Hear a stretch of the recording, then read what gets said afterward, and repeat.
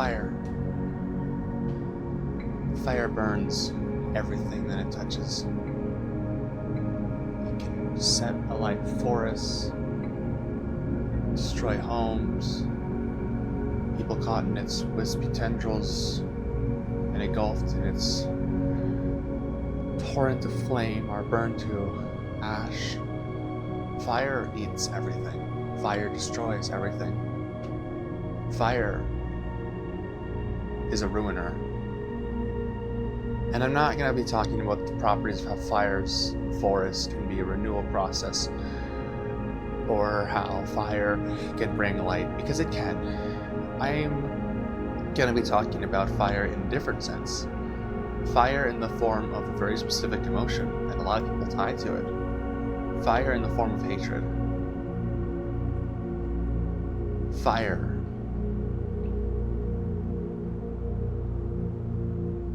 Like hatred.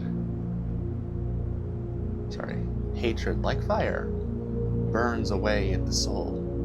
It tears you apart. And it's a very painful emotion to feel.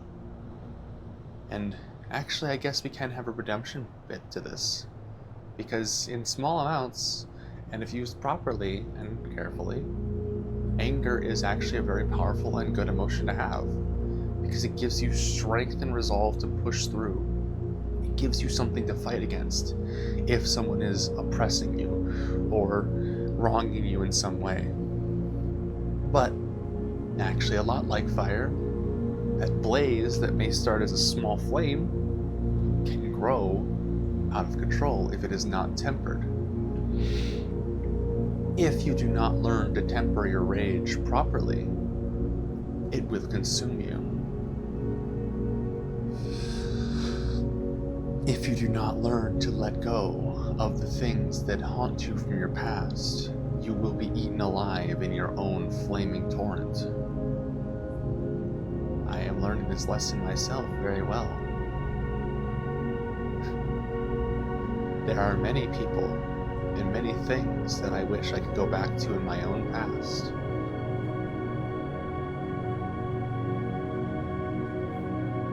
And deliver some kind of revenge or judgment or retribution.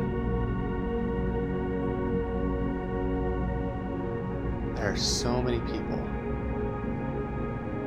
even now today, who lie to me, who have lied to me in the past, who have lied to me about things in the past and then go back on them today. So many people that I wish I could exact God's will and strike them down for their sins. I'm not even Christian. I was. Still think the religion is cool and believe in it. That there probably is people out there who have every right to believe in it, but I don't. I'm not a devout Catholic anymore. But I still wish for somebody to show these people who lie and who have lied to me and who betrayed me, who've stolen from me, some kind of judgment. But I can't wait for that. And I can't hope for that. Because waiting around and hoping for somebody to exact revenge on your past will only burn away what future you have.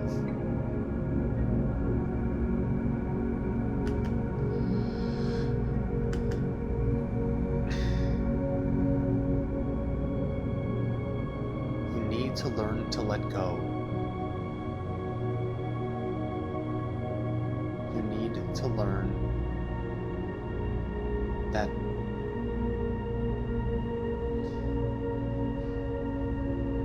holding on to things like that will only cause you more pain.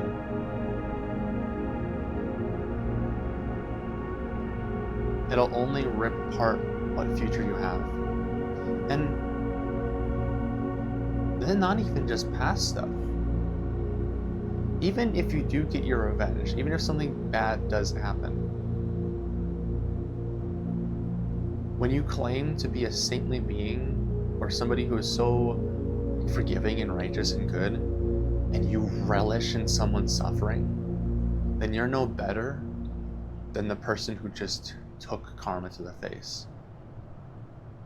If you wish pain upon somebody from your past, and they get that pain, and it actually breaks them or hurts them, are you really better?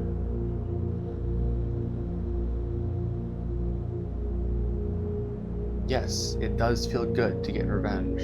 It does feel good to see those from your past burn, but it burns you too when that happens. You also feel that pain, but not in the same way you'd think. It doesn't feel painful for you, but it does burn away at your integrity. But if that's a price you're willing to pay, then by all means, endorse and relish in your past adversary's suffering. I'm trying to avoid that myself. Because at the end of the day, karma will justify, but that doesn't mean you have to be happy about it. It just is what it is. Don't relish in others' suffering. Simply acknowledge that they earned it. And that is all.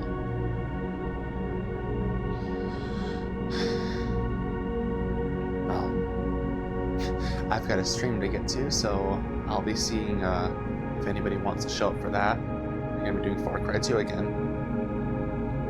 So catch y'all in the next one.